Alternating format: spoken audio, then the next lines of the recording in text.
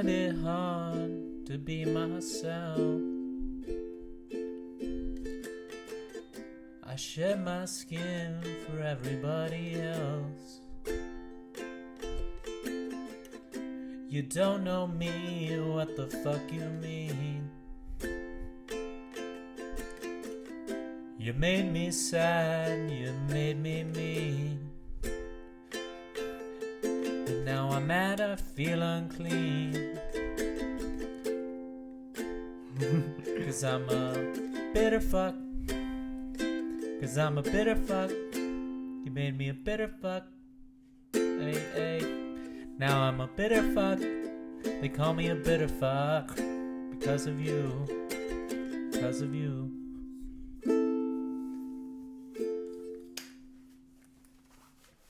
All right. All right. Are we live? We're live. We're live. Welcome back. Welcome back to the 2.5 Hippies. Are we changing the name? Oh, I don't know. Did you like my name? The 2.5? Can you hear me? Is my gain up? Hello? Yes. Can you the Tune In podcast or the Tune Out podcast? I like the tune out. Do we post a little TikTok on what and put it to a poll? All right. We want to come up with a new name for our podcast. Comment below. Here, how about we give some suggestions and see what the vote is? All right, we got some suggestions. All right, you lead All it right, off. so let's do the Tune Out podcast. Okay. What was the On Wax? Was that the one of them? That's the a good On one. Wax podcast. The On Wax podcast. Yeah. Something about record, like Okay. record breaking podcast. Breaking record podcast. Breaking records. The Breaking Records podcast. Yeah. I don't know. like What do you that. think? I like that. What? The Breaking Records? But then that sounds like We're breaking records. we're talking about We're shitty music too. Like you're breaking records because you hate them so much. You know. What other suggestions do you have for us? we could do. All right, I definitely like Tune Out. Okay. We do Tune Out podcast. All right. That's one suggestion. The other one is On Wax podcast. Sounds like we're a weed podcast. Yeah. On Wax. On Wax. And then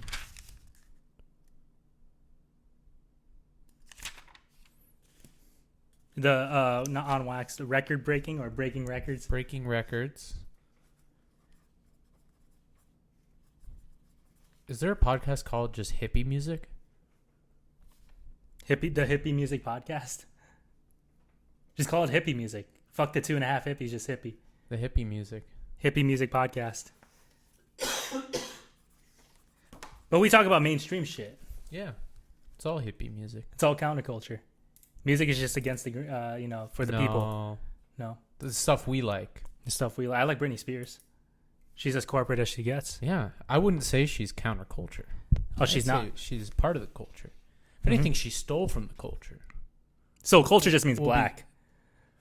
I mean, in America. But we'll get into detail when we talk about Britney. But let's talk about speaking of diversity and cultures and stuff.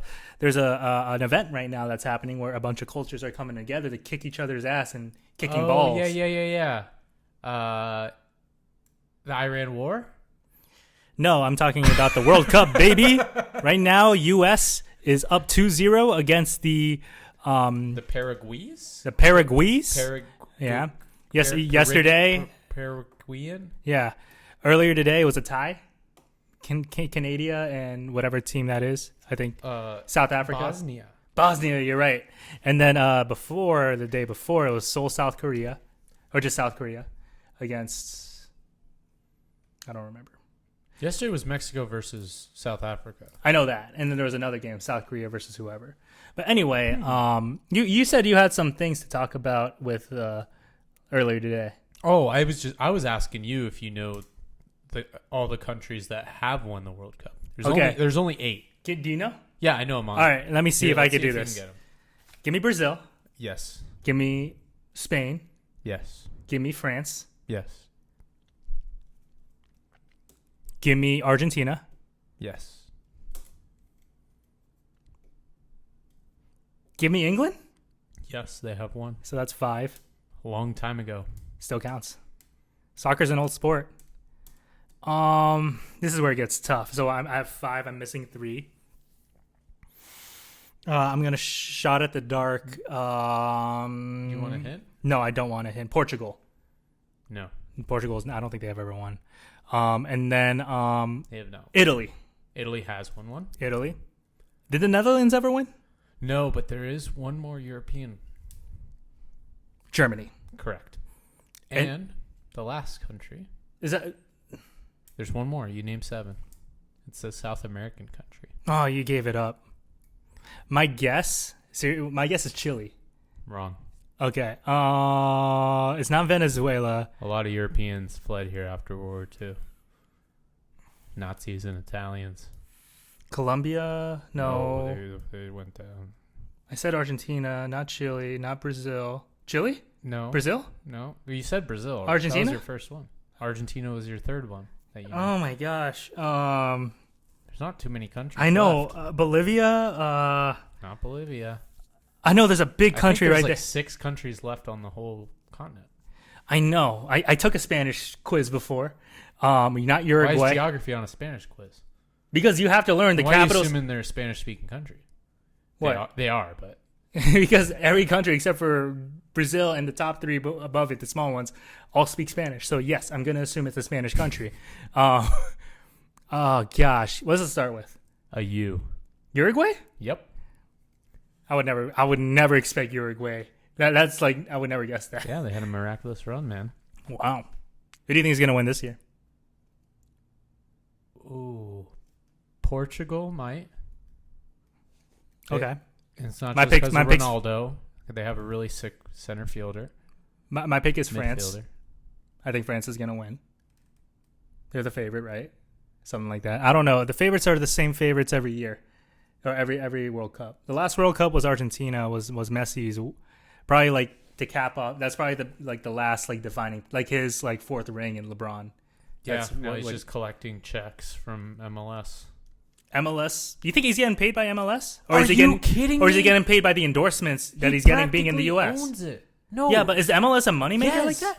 They paid him like $500 million. I didn't know that. They had to rework their whole TV deal. They had to bring in Apple just so they could sign Messi because freaking the Saudis were going to get him. Where do you think the MLS ranks in the World Soccer Leagues? Like shit tier, like 8 maybe. That's funny. There's probably more. There's than like 7. There's so many better. leagues in America, in Europe, and so many leagues in South America that are just better. You know what I mean? Well, yeah, you got the Premier League, Bundesliga, you got La Liga. La Liga. What's the Italian? Dude, one? I don't know, dude. I don't know soccer like that. See, I'm so ignorant. I call it soccer. Some footy. Football. Some See, football. the real football is with the pigskin and Tom Brady. No, mate. Nothing's better than watching some football, hammering some mashy peas with your mates. Well, I'm not European. I'm Filipino. We grew up with basketball, so actually, I like basketball.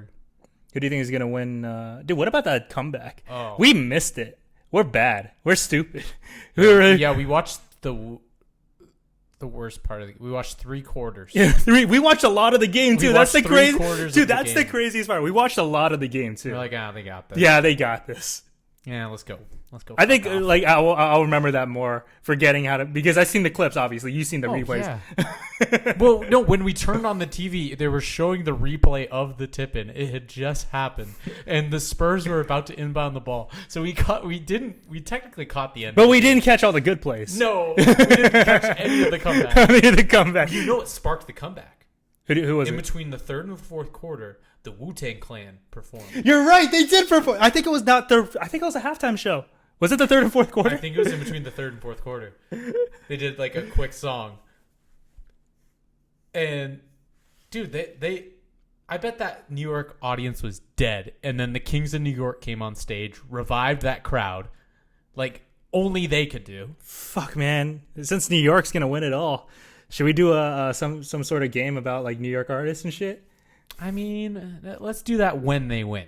When they win, it's not over yet. San Antonio. I've seen a team come back from 3-1 in the finals alive. And you know what the biggest misconception of 2016 finals, like the LeBron one, the biggest misconception of calling it the greatest of all time, because I watched every single game like diligently. I watched every single minute of that fucking game. All the games from games 1 and 6 were decided by more than 10 points. There's 2 games, 2 and 3 were decided by 30 points. So games 1 through 6 were blowouts, essentially. People forget that. But it was just like about the momentum. And then game 7 was the only one that was within like a couple points. But every game was a blowout. People don't talk about that. Like, people say it's the greatest finals of all time, but like, most of it was boring. Yeah, this is electric. This is electric. This is actually the greatest finals of all time. Even if they win by 5, like the fact that San Antonio should have be up 3-1. They should have swept them. They should 100%. They should have swept every them. opportunity they had a chance to win. They were not like blown out. They were not out of it. They could have won every game. Yep. They have the best player in the world. Yeah, they were up 13, lost. They were up 10, won. They were up 14, lost, or 15, and then they were up 30-something and lost. 29. That was the number. Oh. That's going to be 29 points is going to be a meme for a very long time. Same thing with 28 and 3 and 3-1. Those are all iconic numbers. 29 just became an iconic number.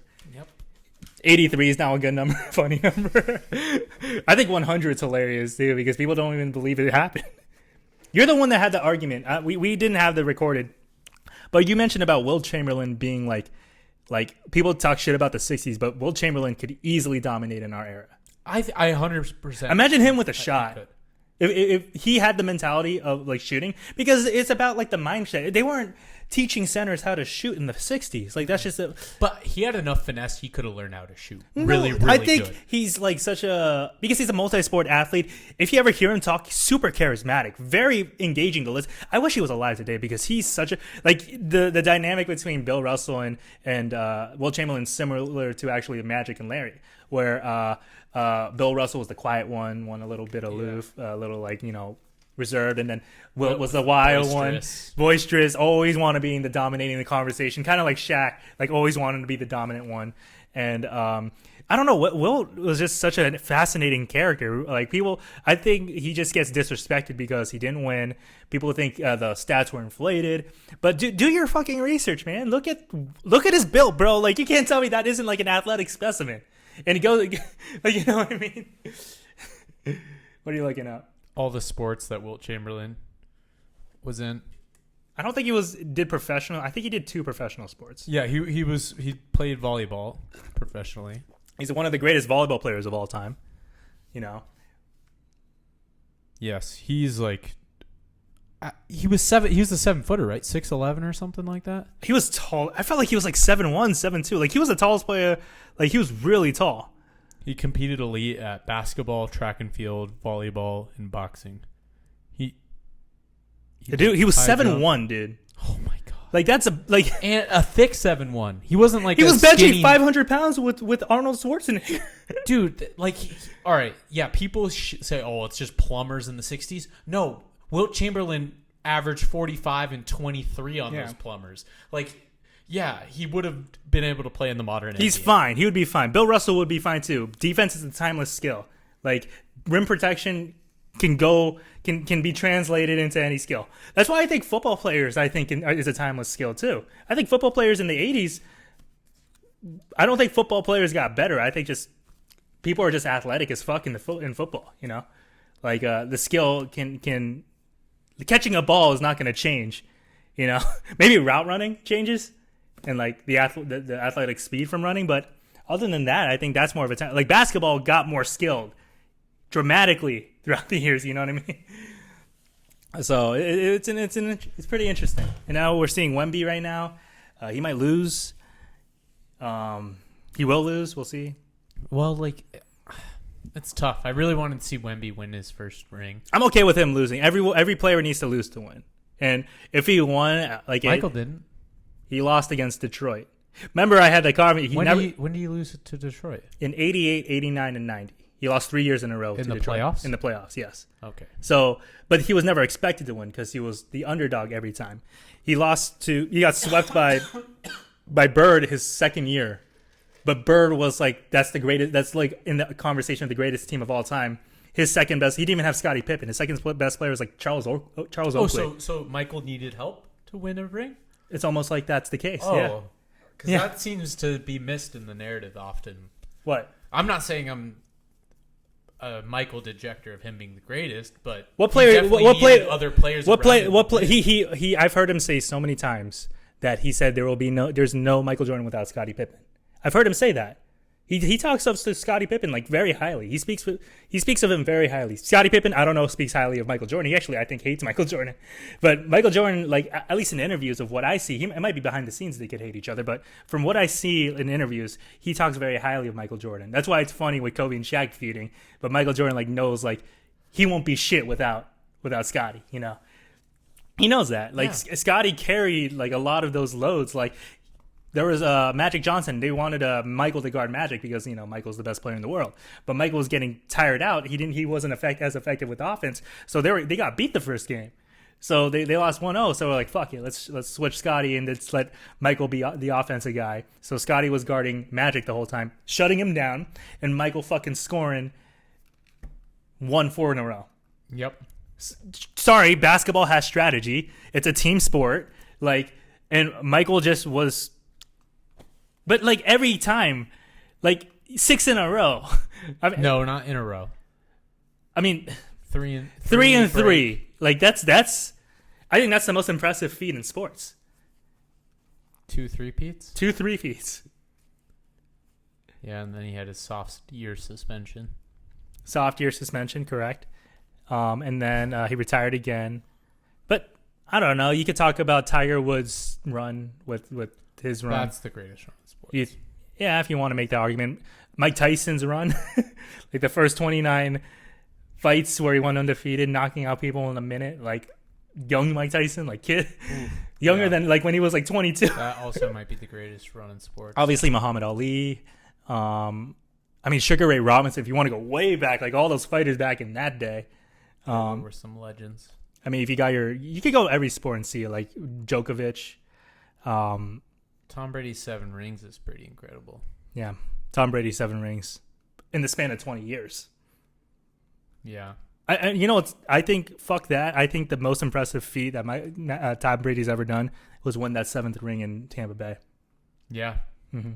Like coming back 28-3. Like if he lost that, honestly, that would have been a really bad stain like in his career. He's lucky that he won that. But Tom Brady didn't need to win in Tampa Bay. He had no business winning. Yeah. And he won the first year. That's crazy. There have been a few players that have changed teams and won rings, right? I'm sure. It wasn't the first. You know what has never happened? Kawhi Leonard did that. I'm talking about in football. Yeah. There's been no coach. Sam Darnold. No coach has won a ring. I'm talking about won a ring in 2 places. Okay. 2 different teams. Mm-hmm. Which I think has happened. Plenty of times. In quarterback land, the only other time I remember is Peyton Manning.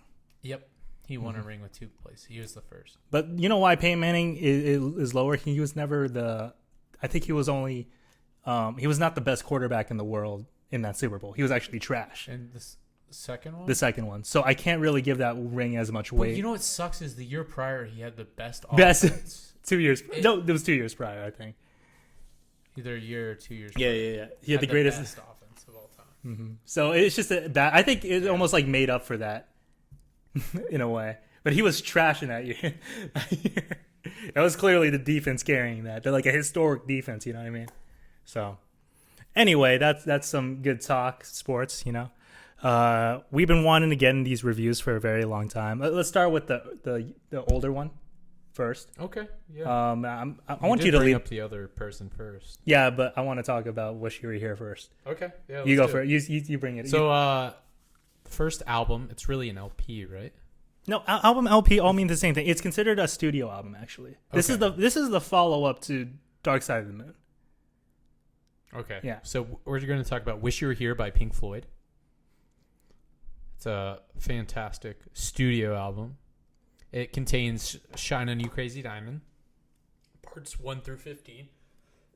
You know how the parts are separated? Or 1 through 9. Sorry. I'm sorry. I remember how the parts are separate. Well, first off, let's give a little history. So this is coming off Dark Side of the Moon. I don't know if you know, because I like understanding what people thought of at the time and what people think of now. Yeah, contextualizing it. Contextualizing it. Yeah, exactly. So with Dark Side of the Moon, that is like the greatest album of all time when it came out. You know what I mean? Like people are already like holding it to like a ridiculous. So this put Pink Floyd into like a god tier, like honestly just like surpassed everybody in a way. You know, made him basically number one.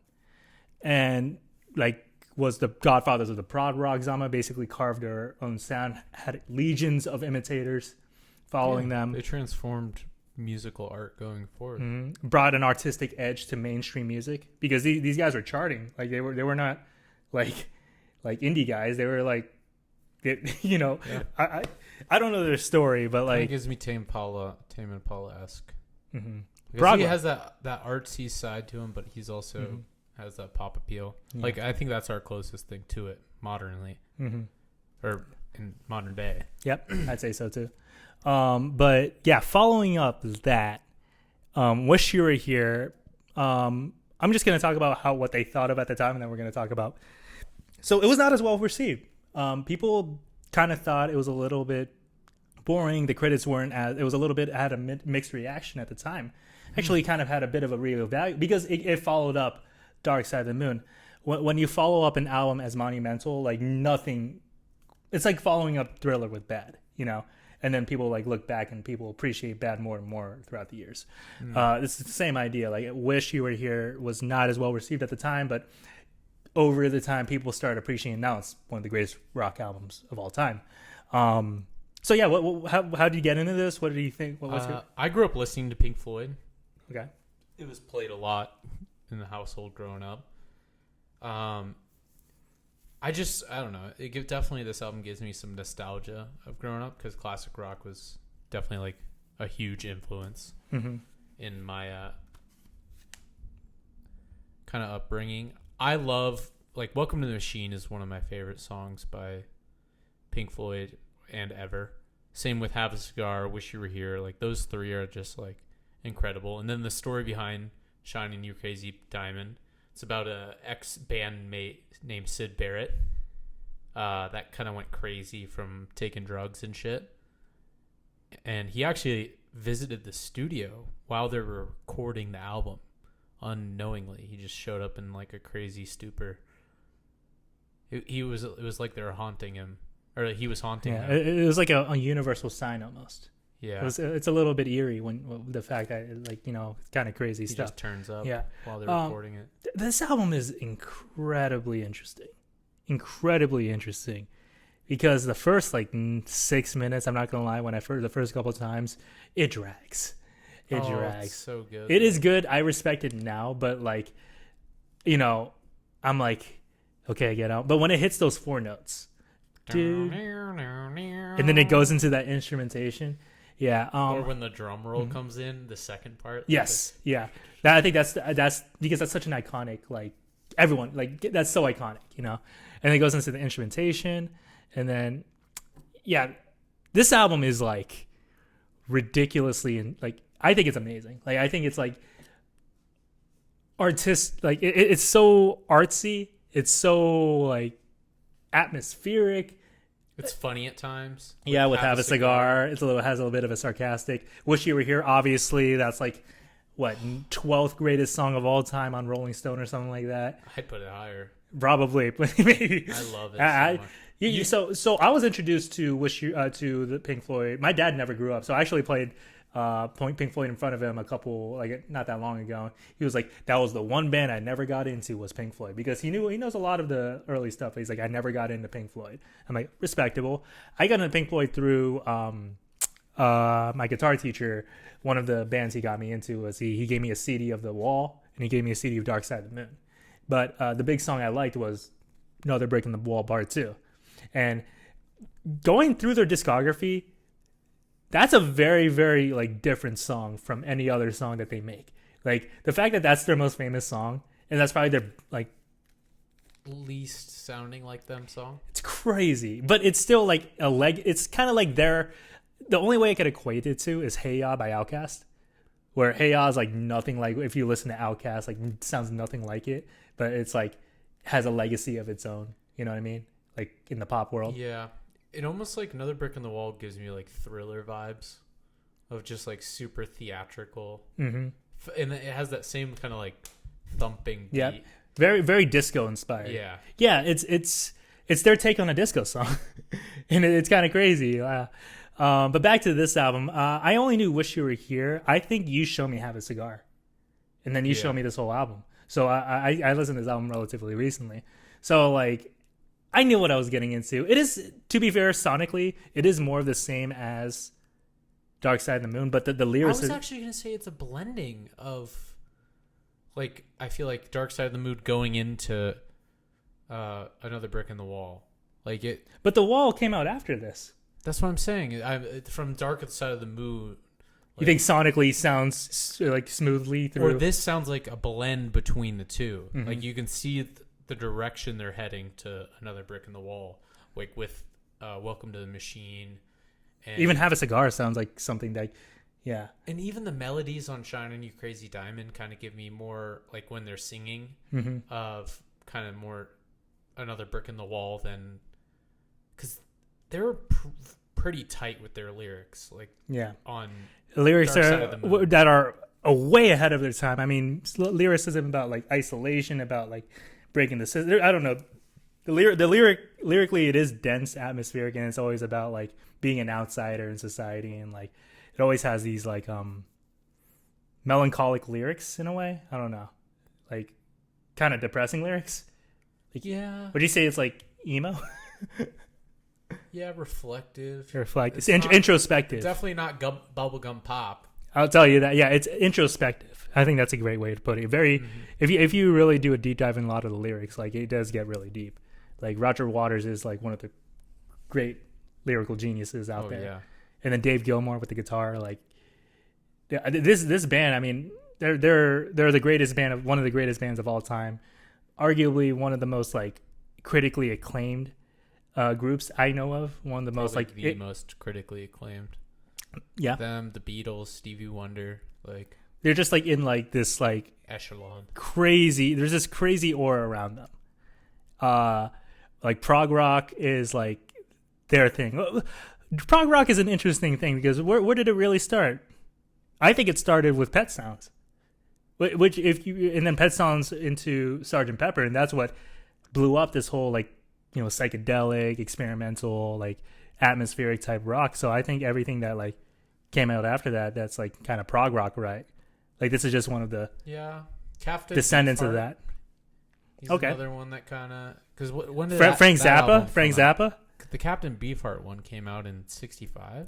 Yeah, there was a lot of bands that like King Crimson, Safe as Milk, 1967. That's a super like prog rocky. Well, yeah, prog rock, just all like. Because prog rock to me is like kind of more later Pink Floyd shit. Like Animals. Yeah, that's very prog rock. Dark Side, I think, is prog rock. This is prog rock. Yeah. Like Pink Floyd is the poster boy. Like Shining You Crazy Diamond, those songs are prog rock. But yeah, Wish You Were Here. Wish You Were Here is like a straight pop song. Like almost. Like it's an acoustic ballad. Yeah. So you think? Yeah, but yeah, you're right. Shine on You Crazy Diamond. Welcome to the Machine's very, very out there. That's a weird song. Like, this is a weird album. It's a very weird experimental. Like, it's fucking Pink Floyd. That's what you get from Pink Floyd. Weird in the best way possible. My only criticism is that the replay value isn't very high for me. What? It's something I could probably play just once in a while, but I don't think I could play this like.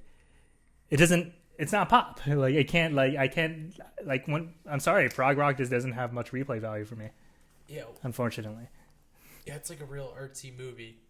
Yeah, you'll watch the other guys over and over again. I'll watch something like pop. I'll eat bubblegum popcorn movies. I'll watch like those, like just put it on and just enjoy it and not turn my brain off. But like this one, I have to like sit down, analyze the lyrics, like really digest the sound of the music, kind of like get in the mood. It almost has this. It's very psychedelic. You get a psychedelic vibe? I feel like if I was on 100%. If I was on some fucking, what do you call it? LSD, shrooms. You know this better than I do. No, just. But you know what I mean. Like I feel like this music demands that type of mind state. Yes. So me not being on those, I could appreciate it, but I feel like I would enjoy it a lot more if I was like, on some shit. Yeah.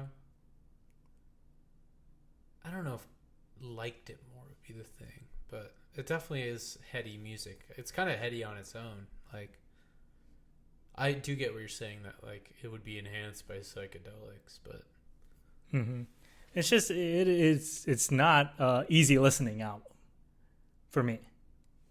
It's an album I have to like really just put on. Huh? Because like I don't know, I guess I like that stuff that challenges or like avant-garde shit. Like, you know me, I'm not always bumping. There was a point in my life where I was like that, and I think that as I grow older, I just like started appreciating more songs that I could just like bop to. Like I do. It's not saying I don't like this album. Like Wish You Were Here, this album's absolutely incredible. I'm not gonna say it's like I didn't enjoy listening to it. It's just I'm not gonna go back to it as much as low key I'll go back to Britney Spears. I'm not kidding. Yeah. Call me crazy. You drive me crazy. No, just. Sorry. Some of those songs are. Well, we'll get it. We'll get into that. But overall, I think this album is great. You clearly like have an affinity for this album. Yeah. You think it's Pink Floyd's best album? For me, like my personal favorite, yes. Personal favorite. I don't know about objective. Best album. Still probably. I think I put this below The Wall and Dark Side of the Moon. I think this is great for me. I put this above The Wall for sure. I haven't listened to Animal, so I can't really. And the first album, because that was the only album with Syd Barrett. I never listened to that album. I should check it out. You should. Is it really good? It's pretty good. Okay, damn. I gotta check that out. I haven't done my due diligence with Pink Floyd. I'll be honest. I really was into those Dark Side of the Moon and The Wall because I grew up listening to that shit. But Wish You Were Here, relatively new for me. Like obviously, Wish You Were Here, the title track. It's just one of the greatest songs. Like I know that song to death. Like that song is like a direct tribute to Syd Barrett. You know. I find this interesting. Syd Barrett is such a prominent figure in the band. It's kind of insane that he left and they got better. I don't know if they got better. I think he was on the first few records. No, he was on the first record. I looked that up. That's it. Yeah, and then I thought he was. Yeah, and then later they have a lot of albums or like pieces before. Oh, they had a whole kind of like a Fleetwood Mac. They had like a whole ass career before the breakthrough. Yeah. I don't know any of these songs. Dude, I'm not gonna lie. This is a very famous album. I've never heard of that. I've never seen that record. Really? Yeah, the Pink Floyd album with the cow on it. Honestly, that'll be a fun album to review because I know out of all their early shit, that's the most famous. Okay, because I really just Dark Side of the Moon, obviously, and then this is a very famous album, very famous song with Wish You Were Here, and then obviously The Wall. But other than that, like Pink Floyd, I don't know much about it. I don't know what to do with this album. I do have a blind rank for you. Okay, do you want me to do that for you? Yeah, it's a fun blind rank. It's a fun. No, I got this one. Genres. How do you know? I looked down at your piece of paper. Okay. What? Blind rank these 6 musical genres. Okay. Reggae. Ooh. We're going to put reggae. And there's 6? There's 6. We're going to put reggae at 3. G-Funk. I really like G-Funk. These can be very vague and very. I'm gonna put G-Funk at 4. Yeah, just fair warning. These are either very vague or very specific. So it can kind of vary. Tech House. We'll put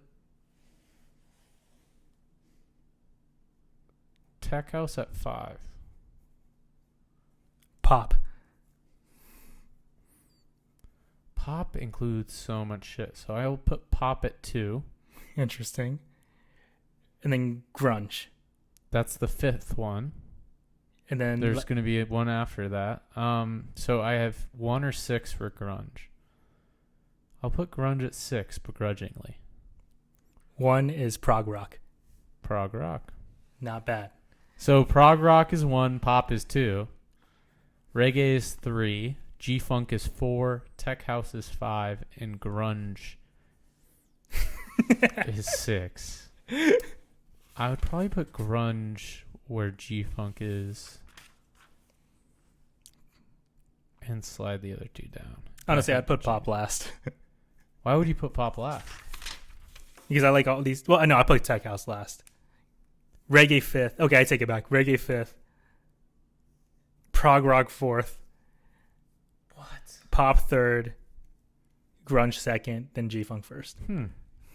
Interesting. I think G-funk's my favorite genre out of all these. So yeah. Anything else? Yeah. Anything else you want to add to Wish You Were Here? Any?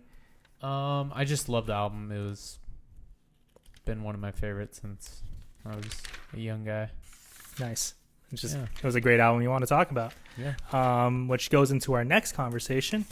We're gonna review Britney Spears' debut, "Hit Me Baby One More Time." Hit Me Baby One More Time. So I did a little bit of research on this shit. Yeah, Max Martin.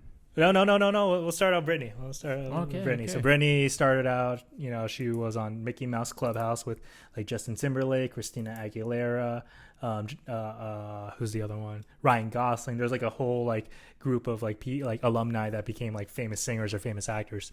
And then she had like some sort of like connections that like her like lawyer, her dad knew like a lot of people in the industry, and they got a connection with like one of the like lawyers that got him connected with one of the like record labels, and that's how she ended up with Jive. She started recording with some guy, I forgot the name, let me pull it up. But then she spent like 6 months in Sweden to record with Max Martin, because Max Martin crews from Sweden. Mm-hmm. So she spent a bulk of her time recording the album in Sweden. And then when she started coming out, the way she promoted her album was she would travel to malls and with like backup dancers and play live in these malls. And the momentum kicked up, and then Baby One More Time came out, hit number 1, and then Baby One More Time came out, and then she just became an overnight sensation. Just like history. That. And the rest is history, which her history is not that pretty, if you want me to be completely honest, but sorry to call her out like that. My history of Britney Spears is that she's the crazy bitch who shaved her head. I'm sorry. Lady. That's what the media in 2008 was telling me. Now I think there's a story behind it, and I think there's been a bit of a reevaluation. But I'm telling you, at the time when I knew her, she had a very negative reputation. She was the whole world was against her. Like she was like always tabloid central. Yep. Like tabloid darling. Tabloid darling, not in a good way. Kind of like how Kanye is now. She was like that in the late 2000s, and yeah, she. No, I wouldn't compare what Kanye is now to Britney. Britney was, I don't know. Maybe Kanye early in his career. I don't know. I remember being there. Kanye. Not current Kanye. I remember Britney just being like the whole world being like, she had the divorce, like her custody battle was on like no, there's so much thing publicized. Like her whole life was freaking publicized. But anyway, back to this album. One thing that was significant about this album is that it brought up. She traveled to Sweden. She collaborated with this person named Max Martin. And Max Martin had some success before. He worked with like Backstreet Boys already. What's her name? Robin from she's a Swedish pop star. And what's the fucking other one? NSYNC. The fucking these boy bubblegum pop. So Britney Spears was kind of like his American introduction in a way, like American woman. They were clearly, this album's clearly fucking like corporate. You know what I mean?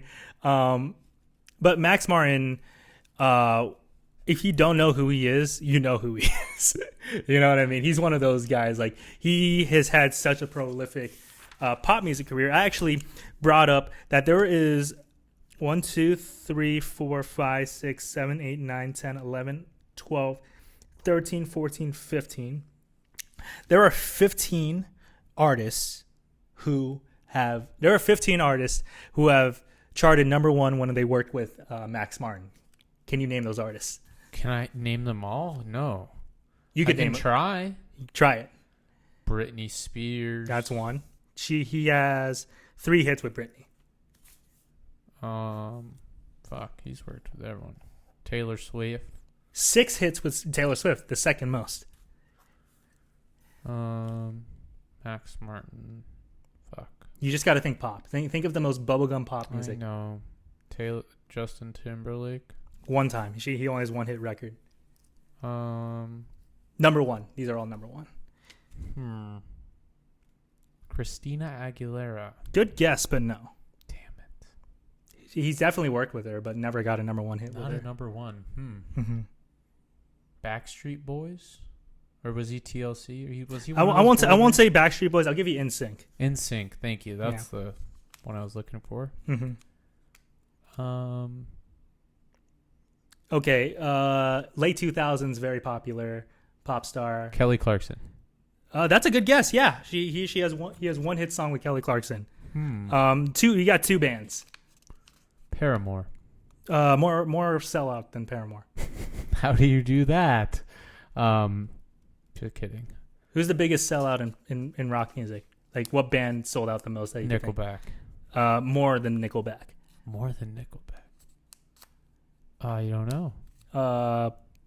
Was big in the mid 2000s. In the 2010s, they just became Green Day. No, not Green Day. Lead singer is very famous on like The Voice. Oh, Maroon 5. Boom. Maroon 5. Think of Cheating Scandal. What band was involved like with in the audience of Cheating Scandal? Cheating Scandal? Like they got someone on camera who got caught cheating. Oh, Coldplay. Boom, Coldplay with BTS. Popular in the late 2000s. Katy Perry. Bam, you fucking looked at it. No, I didn't. Yeah, you did. No, I didn't. R&B in the 2010s. Ooh, Frank Ocean. The other one. Oh, who's Chris Brown. Who got more famous? Who did the same thing like Frank Ocean, but got more famous than him? Tyler, the Creator. No, not a little north. Oh, are you talking about Champagne Poppy? No, who's close? Who's really close to Champagne Poppy, but hates him at the same time? Oh, Nav. No, the other one. Party Next Door. The Weeknd. I know. I was just. And then I'll give you the rest. Ariana Grande. I was trying to flex my Toronto knowledge. Yeah, Ariana Grande.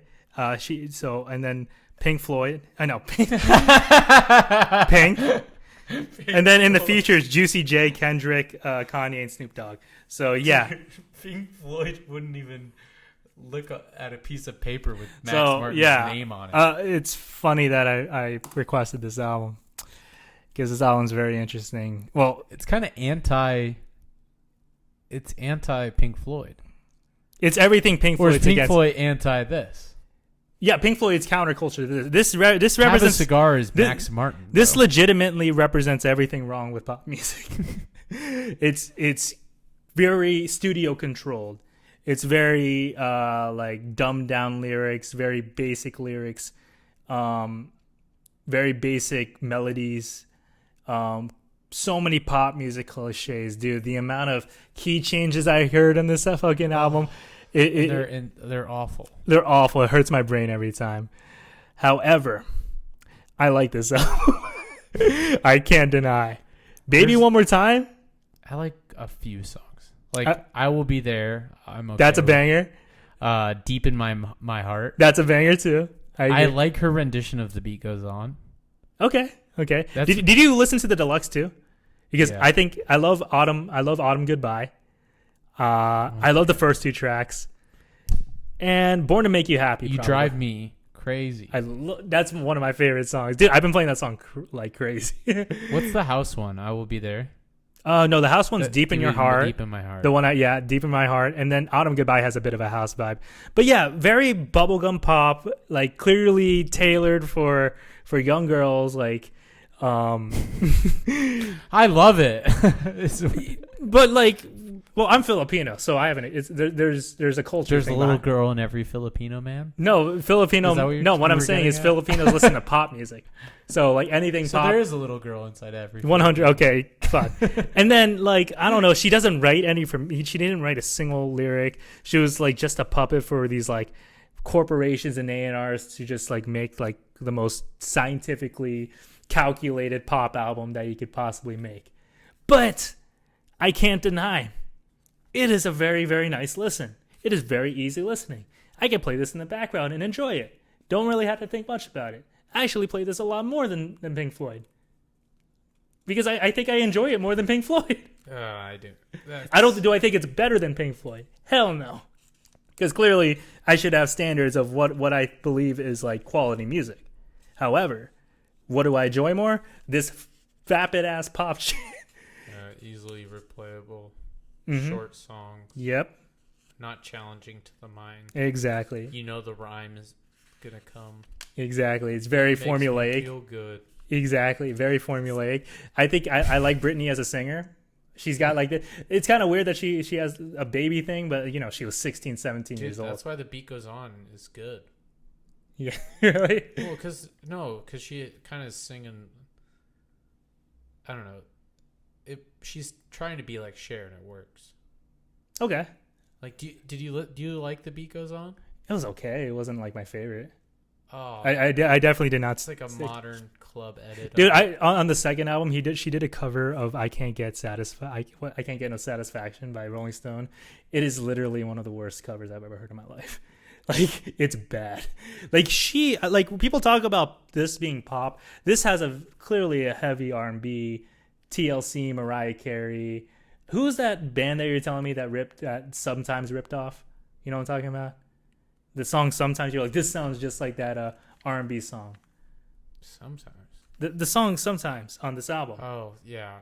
Oh, I know who you're talking about. Fuck. What are their names? Because like, yeah, it just this just like it's generic sounding.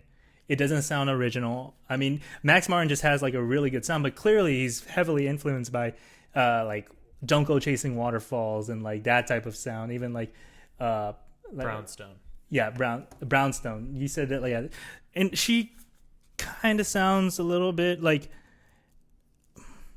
I guess in the late 90s, early 2000s, they didn't really care about this, but I honestly believe that if this came out today, this would be problematic. A white woman singing like this with this type of music? Yeah. Cultural appropriation up the ass. Yeah. You know what I mean? 100%. Like I pointed that out as soon as I heard it. I was like, this is... I never noticed it with Baby One More Time. Because I didn't understand the like influences back in the day. I just took it as just music. Yeah, that one's a little poppier. But like there's some real egregious ones. Like the second, dude, the reggae one, the soda pop. Reggae one. Oh, that one's come on. But I don't mind it. I just put it on. I'm like, I can enjoy it. This is like such a guilty pleasure for me. I'm not gonna lie. I'm so back to authenticity. It's I'm ashamed with how much I enjoy this album. Like I've been playing a lot of this. Al Green. What do you mean Al Green? I'm just saying, give me Al Green over this. Yeah, I know you don't like this album. Like. You don't like this album. I don't know. I wouldn't say I don't like it. There's some parts I do like. Was it at least better than you thought? No. It's what you expected. I had some songs surprise me. Okay. Because, but it's kind of around where I thought it'd be. For me, as someone who likes generic pop shit, and trying to get into the generic pop shit of today, the Sabrinas, the Taylors, all those, and just like, hearing their sound, this is a very refreshing sound to me. So like, I'm okay with this. I'm like, I hear this, I'm like, okay. It doesn't sound like anything else like that I'm used to listening to. So I'm like, I vibe with it. I'm sure if I was listening to R&B at that time, I'll listen to Britney Spears. I'm like, what the fuck? But I don't. I don't know any 90s R&B, to be honest. I don't really listen to 90s R&B. Like, yeah, we talked about Sade, I guess, D'Angelo. I listen to a lot of 2000s ladies pop, and like I prefer it way more. Like Rihanna, kills Britney Spears every day of the week. Okay. Dua Lipa. Okay. Okay. Keep going. Name every artist you believe. Name every pop princess, pop star that you think is better than Britney Spears. Women pop star. Ellie Goulding. That's a deep pull. Not a bad pick. She has a lot of good tracks. Adele. I mean, Lorde. Does Adele count? Adele counts. Okay, because Adele's more of like a soul singer. Lorde clears Britney.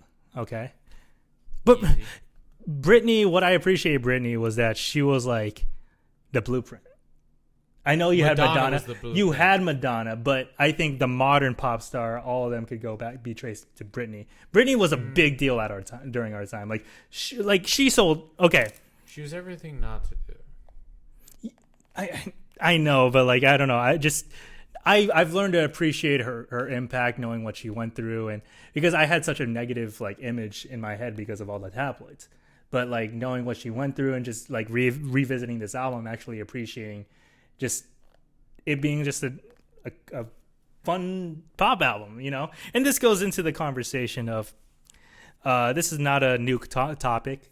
This is something I kind of stole from other people, but it's essentially this conversation in music generalism. I'll start off with rocktimism. So rocktimism is essentially like the idea that the best type of music should have authenticity, self-writing, write their own music, DIY, always has like artistic, and a lot of that was leaning towards rock music. So rock, they called it rocktimism, and rock was like basically prog rock was like the child of this movement. Essentially, like almost like it's funny. This is not like this is purely coincidental, but "Wish You Were Here" is kind of like the perfect representation of what the rocktimism movement is. And then you go into this other conversation called poptimism, which is basically the response to rocktimism, which is like, no, we should appreciate these pop stars and this pop is on this artistic merit level. Yeah, because the one thing that pop I'll give Britney has spectacle too, especially if we were young during that time, so we didn't like experience the Britney phenomenon like the way like the generation before us did. But like when I think of like what we experienced with, I don't know, Taylor or Rihanna, Beyonce, like any of the pop stars now, I feel like she was just like there was like a different aura when she got big. She was just like boom, first song, Baby One More Time, first song she's ever made, boom, gets #1 like that. There's like a little, and she was just like everywhere in pop culture at the time. She was like she was like Justin Bieber, you know, and like she was always causing controversy, always being a big conversation in the TMZs and all that, and she was just a face. She was such a cultural figure in not just pop music, but just life, and I think she's a bit forgotten. I mean, she's like in her mid-40s. She hasn't made a lot of music lately, but I will say this: when I saw Coachella and I saw Sabrina, and she brought out Madonna, I thought like, man, I think it would be a lot more meaningful, and it would like this crowd would be a lot more crazy if she brought out Britney Spears, because Britney Spears probably like a lot of those artists grew up listening to Britney Spears. A lot of the people in the audience grew up listening to Britney Spears, was probably around the age when she was big, and it would have been like a, what do you call it, a whole, like, I thought it would have been like crazy, but it is what it is. You know, I appreciate Britney, okay, and Max Martin is you could appreciate it in a different level. I think you could appreciate it with the idea that, okay, sure, but like she didn't write her lyrics and Max Martin wrote for her, and he had this sound. But if he sang those songs himself, it probably wouldn't be as good. I just think it just was a great pairing, and like sometimes like it shouldn't matter. You can hear the perspective, like it shouldn't matter how the music is made. If the songs are good and are enjoyed by a mass audience, it should have artistic merit in a way, you know. And people still listen to Baby One More Time. That song gets played all the time. A lot of the other songs kind of got forgotten. I don't really know the other songs like that. It really just is One More Time. But yeah, I like this album. Which album do you think sold more? Britney, this album or Wish You Were Here? They're very close, if I remember right, and I think Wish You Were Here did. Oh, sold them, no? Let me look it up. Wish You Were Here or Here, while you look it up, I'm just going to do something real quick. Okay.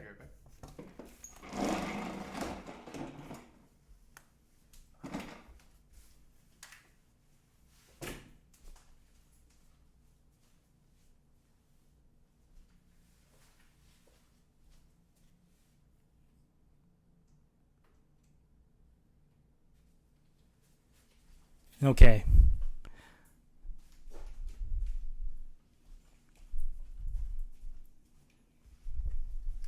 If we were comparing albums, Wish You Were Here and Baby One More Time are actually very close in lifetime sales. Most estimates put Wish You Were Here roughly 20 to 33 million copies worldwide, depending on the world. Baby One More Time is 25 to 34 million copies. Very close, but according to modern estimates, Britney Spears is a slight edge, but essentially the same. It's not like it's insane. Like some two opposite ends of the spectrum could still sell the same amount of records. I don't know. It's just interesting that like something that's like as dumbed down, formulaic, the other one is like artistically challenging, still ended up with the same result. And I won't say comparable legacies, but like they both have legacies of their own in their respective fields. If you know, so it's interesting. These are the two conversations that I think music journalism has had for quite a while, and it's what do you prefer? Do you prefer this mass audience commercialism that if everyone likes it then it has to be good, or should it be like music should be held at a higher standard? Should we hold like songwriting and put like self-production, playing your own instruments, doing like a DIY type thing and having a more authentic approach to making music? Should we value that? So there's the conversation between both. It's just an interesting thing. What are your thoughts on it? Between rocktimism and Poptimism. Like I don't know. I lean towards the rocktimism crowd. I understand what poptimism's trying to do, but I don't know. Like, also, it's all subjective at the end of the day. Like you can always say that. Like, but I think there is something to some of the prog rock or like that shaped the high art we hold today, of like why Frank Ocean's couple albums were loved so much. Yeah, like you can't have a Frank Ocean without Dark Side of the Moon, in my opinion. You can't have Frank Ocean. You can't have Radiohead. You can't have what's Your the boys? No, what's Oasis? No, what's the guys from the Gorillaz? the 80s? Yes, I'm thinking, or the other one, Talking Heads. I don't know. Talking Heads. Like a lot of these experimental avant-garde, like rock, even pop, like anything avant-garde, anything out there, anything like experimental can be traced back to. Well, they definitely heard Pink Floyd. Yeah. Not that they're directly influenced, but Pink Floyd was around. Pink it Floyd was known. Pushed the idea of being artistically, having artistic merit in your music. Much like what the Beatles did, much like, there's definitely a lot of artists that did it before them, but Pink Floyd were always the gold standard throughout popular music. And Britney Spears is just the perfect representation of the opposite of that. But what do you hold more? That's the question. While we were talking there, I came up with three sets of three artists that all have a through line, and you have to guess what they have in common. You down for that? Tell me. Okay. The first one I'm going with, you got to find the through line between these three artists. Miles, Eminem, and T Grizzly. They all work with an artist? No.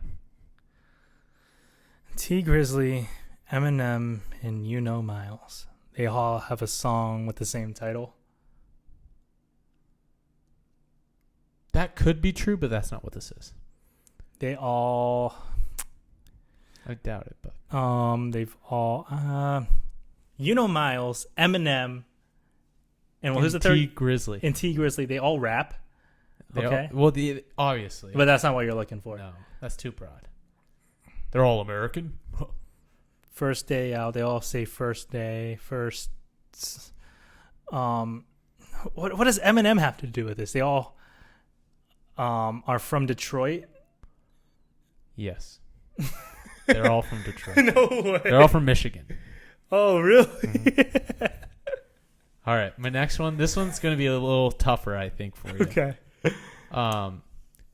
Cheech and Chong, Gangstar, and Curtis Blow.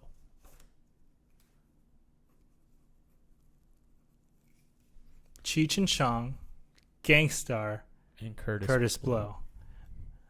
Oh, wow. Smoke, something about smoke. No. Tom, no. Cheech, they're all duos? No, they're not all duos. Cheech and Chong, Gangstar, who's the third one? And Curtis Blow. Oh, he's a single guy. Curtis Blow made the breaks, is like an early 80s rapper. He was like the first rapper to come out right after fucking like Sugar Hill Gang. Yeah, he's early. He's early. Gangstar. You want a hint? They all work with TJ Premier. I don't know. They all have a song about one subject. Gangstar has a song about what? JFK? No, they all have a song that shares a topic. Weed? That could be true, but that's not what I'm looking for. Clouds? No. Breaks? Well, I was kind of trying Basketball? to give Yes. What Gangstar song has basketball? Above the Rim. That was called Above the Clouds. That's still a basketball reference. No. Gangstar. What's Cheech and Chong's basketball song? It's called Basketball. Now You're Mine. Do you know the song Now You're Mine? No, I'm not sure. By Gangstar? Mm-hmm. No, I don't. Interesting. Is that the only one you got? Do you have any more? Yeah, I have one more after. Okay. Like, look at the lyrics. Yo, you're dead wrong. You'll never have the skills like mine. I'll write ill-typed rhymes. Now I'm reaching my prime. 360 dunk in your face. You can't compete. You're just a basket case. Not bad. Game is weak, geek. You don't sleep.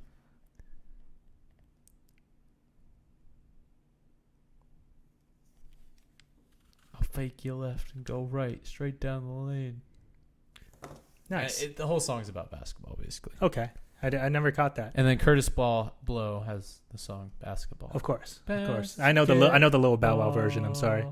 The what? The Lil Bow Wow version. Oh, yeah, fair enough. Of course. And then my next trio is Jason Derulo, Jungkook or BTS from BTS, and Pitbull. Jason Derulo, Pitbull, and who's the third one? BTS. BTS. They all have worked with someone specific. No. They've all have a song title with a song topic that's similar. No. They all have a song title that's the same. No. You could argue topic, but that's not what I'm looking for. What are the three artists again? Sure. Jason Derulo, BTS, and my bald daddy Pitbull.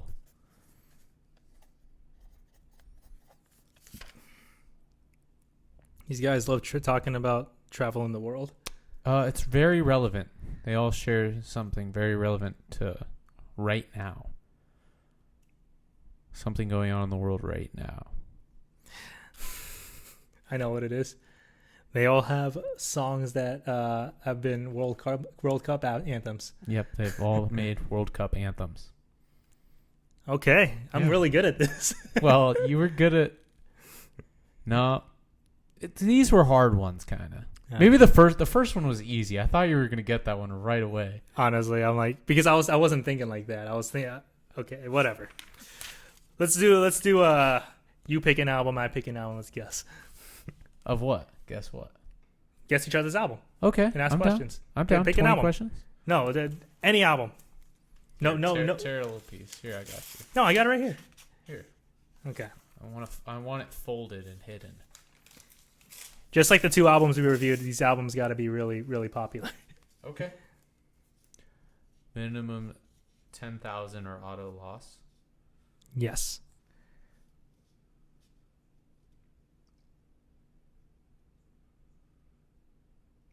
Let me think. Do. Guys, see my pen? Oh, I have my pen.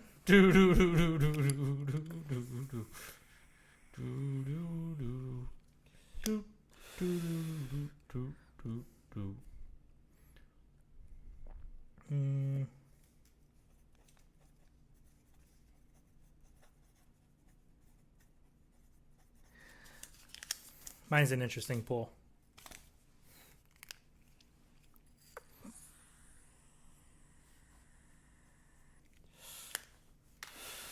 Me too. You got it? Got it. All right, you go first. Did your album come out while you were alive? No. Is your album is it made by a band? Yes. Okay. Is your album by a single artist? It is. Is your album made by an American band? No.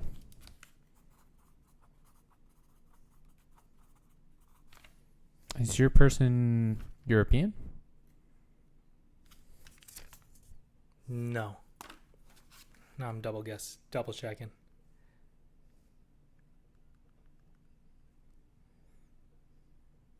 Nope. They aren't European. Yeah, not American. Oh.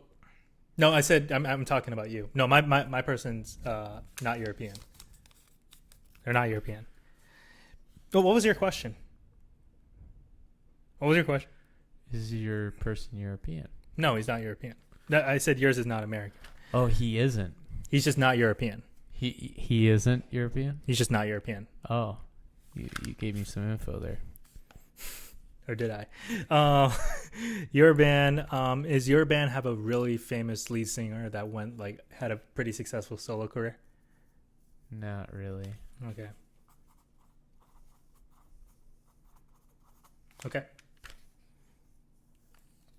Not that I know of. Let me see here.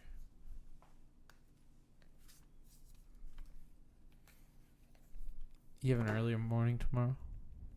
Yeah. Word. It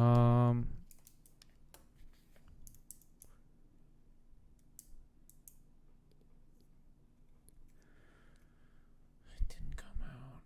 Is your person from North America? North America? Yes. He is. He is from North America. North America. You keep saying he. Oh, well, and then I gave you more info. You're a lucky son of a bitch. Band, not American, no solo lead. Do they have? Does this album have a really massive single?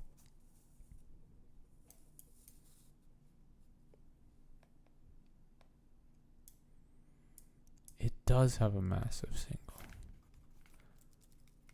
But I don't know if they released it as a lead.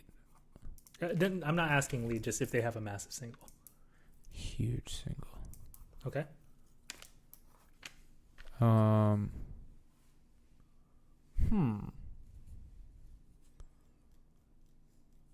Did your album come out in the 90s? It did. It did. Did your album come out when the internet was around? No. Not what you would think of the internet. Okay. No. Why don't I just ask a year? because I want to, asking you is boring. You got to ask more interesting questions, Okay, fine. I'll ask some more interesting questions. Is your artist would your album be played in the inner city? No. It would not be played in the inner city. That's a good question. I like that. It's a good question. I'm actually impressed with that question. Maybe you challenged me. I was about to ask you, did your album come out during the Reagan era? Reagan was 81 to 89, like basically the 80s. Yes, it did come out during the Reagan era. Yes, it did. How do you know? Why are you guessing? Why do you feel like you know? Right, because you said not what the internet you know today. That's easily the 80s, because the 80s had the internet, but not really like to public. You know what I mean? Yeah. All right, your turn. I give you a lot of info. Yeah, so it's not rap from the 90s. Solo artist. Is your genre rock? Is the album genre rock? Yeah. Oh, it's Lenny Kravitz. He doesn't know because he has to look it up because it's Lenny Kravitz. I'm going to go with... Am I right? Kind of. Not yes or no, but kind of. That's all I'll say. Okay. Reagan era. Is your album... Is your band from Europe? Kinda. What does that mean? Kinda. Mine actually is a kind. This is a yes or no question. Yeah, no, kinda. Okay, I'm gonna write kinda European. Okay, go ahead.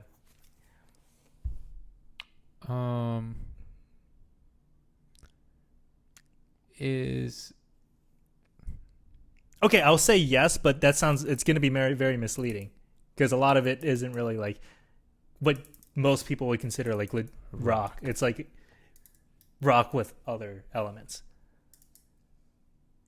Rock with other elements in the 90s, not played in the inner city. So it's not rap. Dude, you're so close. It's not rap. Solo male. Not rap. 90s. And it's kind of not rock. Fuck, dude. Solo.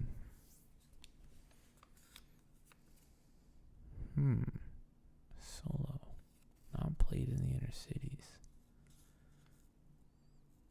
What the fuck? But it's not rock. I hate you saying it's kind of not rock. If you hear the answer, you'll understand why I said that.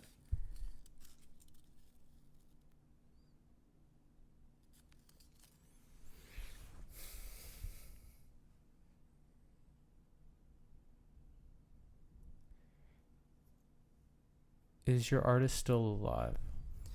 Nope. You know who it is now. Okay. Is your artist from England? No. Okay, go ahead.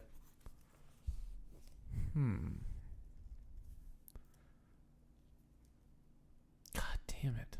They're not alive, not rap, kinda not rock, solo. Dude, it is this, you're describing this guy right now. It's crazy. Oh, yuck. Like this is like what you're describing is the perfect description of this guy. Like Jamiroquai? Is it Jamiroquai? Is that your question? Is the album by Jamiroquai? It is not. Okay. That would be a deep pull if I picked Jamiroquai. He was from the 90s, no? He is from the 90s, but that is a deep pull. Is your band Irish? No. Okay, I was thinking of you two, Joshua Tree. I would say no, they're not European. Okay, not European. I just was in that kind of mood. Okay, you son of a bitch, you got me misleading. Fuck, dude. I don't. You said I'm perfectly describing him, but I can't. No one's coming to mind when I put those words together. That's crazy. Well, I think like John Mayer, but I'm thinking like 2000s artists. I'm not thinking 90s artists. Solo rock? Don't look it up. That's not fair. They were calling us out in the last shore. They were like, he's looking at his phone.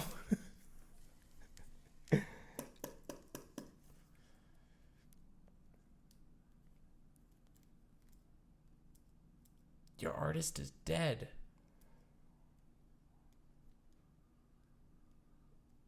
Kurt Cobain didn't have a solo.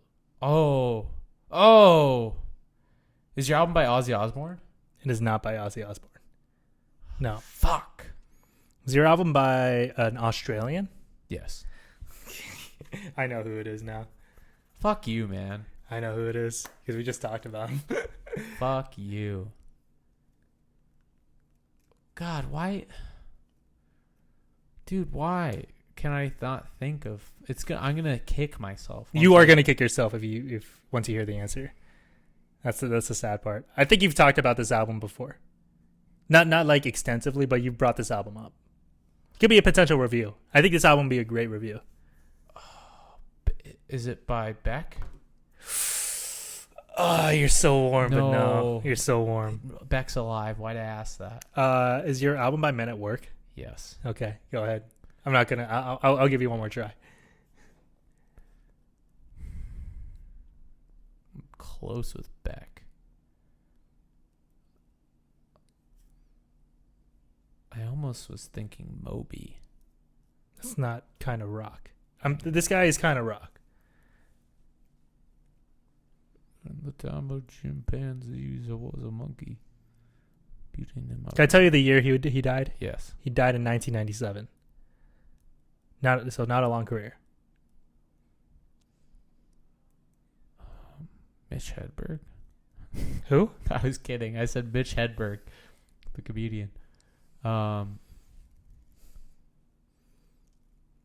Fuck, dude. I don't know. You give up? I give up, dude. Okay, so yours is Business as Usual by Men at Work, and mine is Grace, Jeff Buckley. Dude, I was never gonna get that. Really? I was never gonna get that. Damn. Fuck. You don't know that album like that? I know that album. Like, yeah. It didn't come across your mind. I was never gonna come across my mind. No. Again, Men at Work. You picked Men at Work, but like I was already like it came up recently. I don't know why I thought that Jeff Buckley album was so much older. That makes sense. It does. It has an older vibe. That would be a phenomenal. It came out in like the 70s. That album would be great. That's what makes it so great. It just sounds. I don't know. That album would be great to review though. Yeah. That and well, anyway. You want to do one more, or you suck? You done with this game? Let's do an artist instead of an album. Okay, I like that. A little bit easier. A little bit easier. Buttering.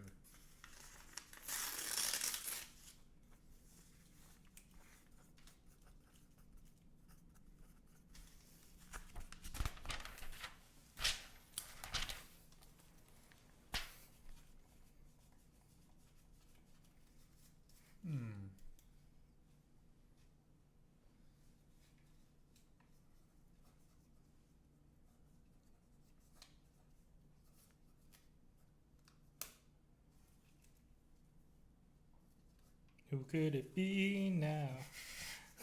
Fuck you. I can't believe you got that so quick. Well, there's not a lot of non-European bands out there. Do you get what I was also saying by kinda? They're kinda European. Yeah, Australian can be European in the right context, but they're from Europe. Geographically, like that's not Europe. No, it's not Europe. But are they European? Kinda. You can make an argument. They're of Europe. They're definitely heavily influenced by European culture, and they're direct descendants of Europeans. 100%. Just like we're direct descendants of Europeans as well. Even me. Yeah, my family was 100%. In America. 100%. Yeah. So I'm more American than you. Anyway, I'll go first this time. Okay. Is your artist a woman? No. Is your artist American? American? Yeah, from the United States of America. Why is that a confusing question? No, he's not actually. Wait, why'd you go to the other page? Because I had to look who it was. So who you did is on the other page? Yeah, I forgot. Yeah, so yet they're not American? They're not American. Okay. Is your artist a single artist? Yes. Okay. Solo act. So is your artist European? He is. You keep giving me hints. What do you mean? You said he. Fuck. And now I'm thinking it's a solo act. Okay. Is your artist play instruments? No.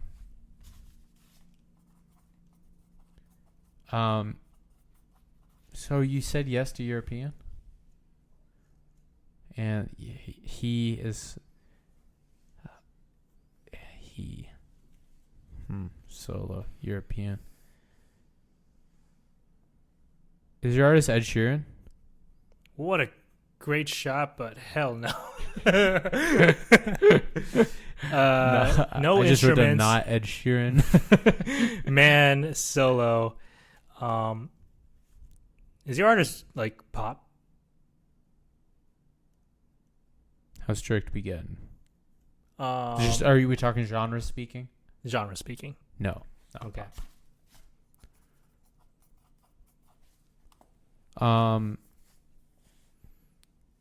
So your artist is English, or you from the UK? Yes, he is. I'm still gonna say yes since I already gave it away. Yes, he is. Is your artist a rapper? Yes. My artist is a rapper.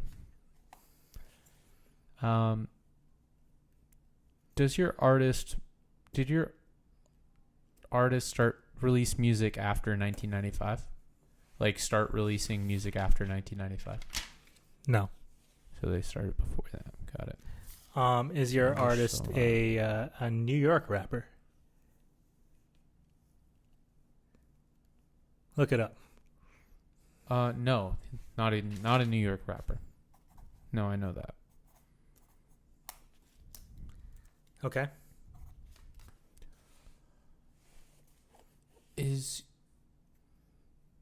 So he released solo.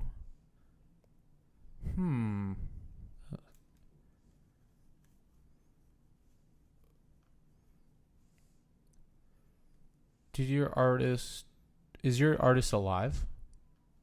No. Okay. Not New York.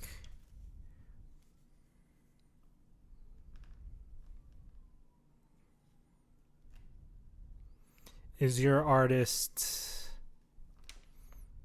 from a major city? Like, does he rap a major city? No. Interesting.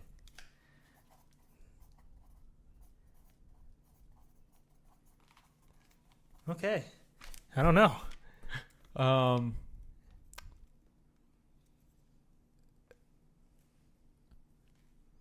Did your artist record an album right when they're gonna die?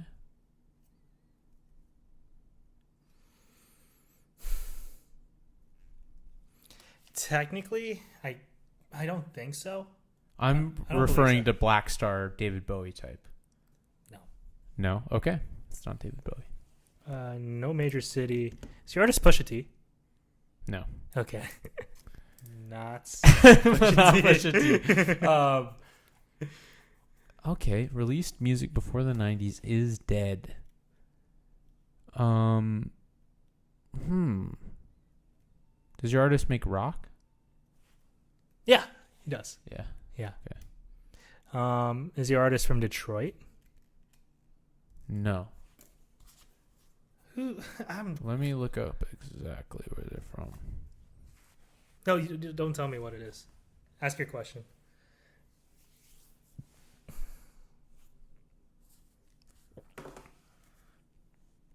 Ask my question? Mm-hmm. Motherfucker. Ask my question. I'll ask you a question. Okay, ask me a question, bitch. Let me ask you this. It's not me. That was him. Mine was good for you. Oh, good for you.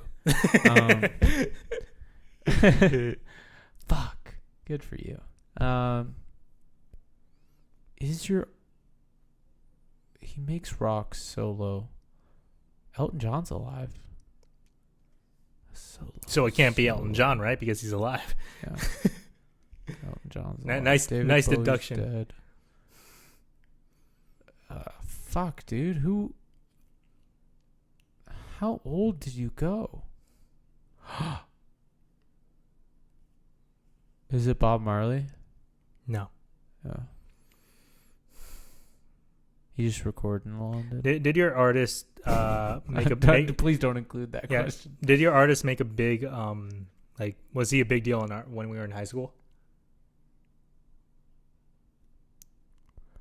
I'd say he's always been a big deal.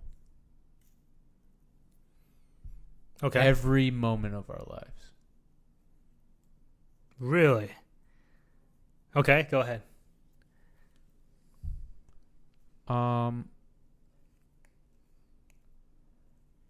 Fuck, dude, this sucks. Like, was your artist a solo act? I mean, technically, yeah, but not his whole career. Is that count?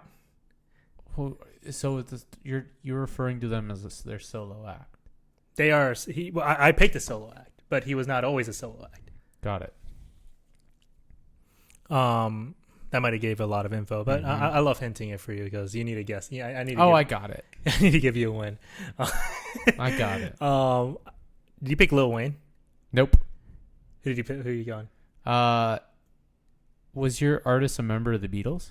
He was a member of the Beatles. Okay, I got it. It's one out of two options. I got two. I got a sniper here. Three. Oh, two. Wait, didn't Ringo's still alive. Don't disrespect the goat. Didn't Ringo die? He's still alive. Still kicking it. Pick Yes, he is. He's alive. Well, you don't have to do it. Okay. I have to snipe it here, man.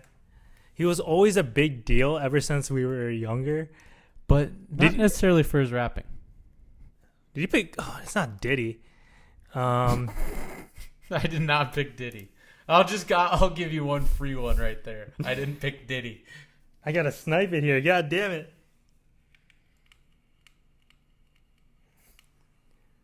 Did you pick Nate Dogg? I thought you were about to do it. No. Okay, who do you think? Is yours I almost just said Ringo Starr. George Harrison? Correct. All right, I'll give you one more question. To snipe. I'll give you one question and one rebuttal. And one guess, basically. Yeah, I know what that means. Always been around, but not always known for his rapping. Not from a major city. He was born in Newark, New Jersey.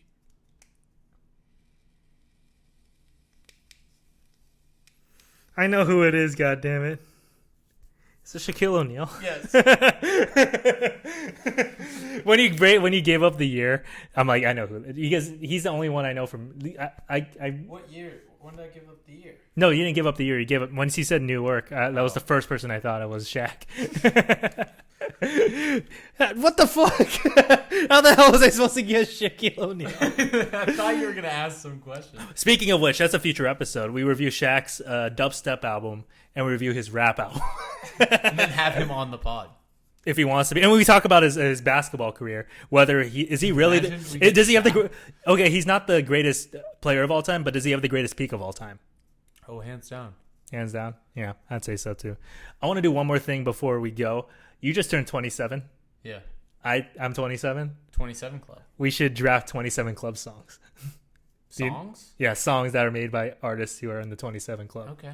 Just look up the 27 Club, and then I'll give you some time. Oh, I'll have it up. I'll have it ready. No time.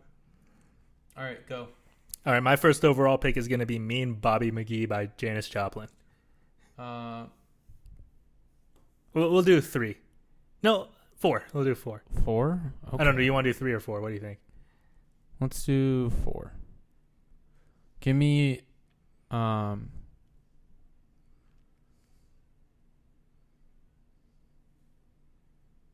Light My Fire, The Doors.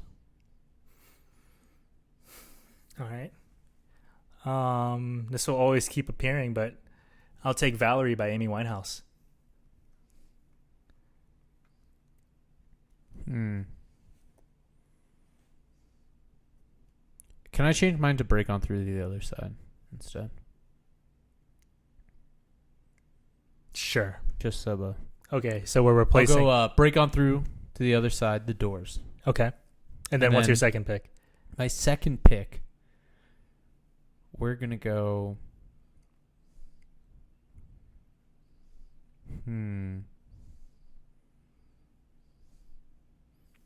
Oh, there's so many good ones. It's kind of tough to pick. I know. I'll go Along a Watchtower. Jimi Hendrix. Nice. Are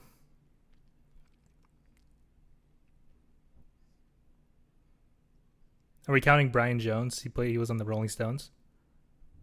Sure. Okay, give me Sympathy for the Devil by the Rolling Stones. Was that made while he was with them? I'm only going to allow songs made with him. He was in the band until his death. 69. Till 69. And that song came out. Sympathy. I'll give you Satisfaction. Or Generation. Wait, nah, give me You Can't Always Get What You Want. You can't always get what you want. No. Sympathy for the Devil was around. Okay. Give me Sympathy for the Devil. Okay. Good pick. Yeah. I think that's my third. Give me The Wind Cries Mary. Jimi Hendrix. Back to Back Jimmy. Yeah. Okay. I'll take Drain You by Nirvana. And what Amy song did you take? Black to Black? I took Valerie. Give me Back to Black. Back to Black. Great track. Mm-hmm. Yeah. Let's look at the ones we missed. Give me one sec. Brian Jones, Janis Joplin. No, we named all the big ones. Robert Johnson, the Delta Blues pioneer. That's a good one. I'm not picking 8 songs by him, bro. I don't know. Yeah, but those are the... Are we including... actors? What about the 21 Club? Who died at 21? Fucking did Lil Peep? Lil Peep. Wait, I gotta look at the rest of the 21 Club, man. I'm tripping. Juice WRLD, Lil Peep, Jimmy Wapo. Jenny Wapo. XXX was 20. But yeah, Lil Peep and Juice WRLD both died at 21. I see. From drug overdoses. Rest in peace. Rip. All right, let's draft between the 21 Club. You got Lil Peep and Juice WRLD. You go first. All right. You go first. No, give me one second. I'm gonna look up artists who died at 21. Artists who died at 21. Was Buddy Holly? He was 22. Oh, nope. What's our next review? Is it going to be Wet Leg and Ethel Cain? I could be down with that. Okay, let's do that. You don't want to do Lil Peep? I mean, I'm down. I really want to talk about that album. Of course, I'm down. Well, you don't think I'm interested in it? I made you listen to Britney Spears, dude. Okay, fine. I'm not kidding. Like, I would listen to But Lil I don't Peep. want it to seem like I'm picking both the albums. That's fine. I don't care. Honestly, I prefer that. I love listening to albums I'm not like I want you to kind of take... Because the Ethel Cain one's kind of a listen for me, too. Like, I only know a couple songs off that album. Okay, play the whole album. Yeah. It's an interesting listen. I think you'll like it. It reminds me of Phoebe Bridgers, like Boy Genius. Mm-hmm. Kind of gives me that vibe. I can't pull up artists who died. Oh, you know who I tried to listen to that I just really couldn't stomach? Who? Oh, fuck. Juice WRLD. Sid Vicious. So Sex Pistols. Do you know King Princess? King Princess? Yeah.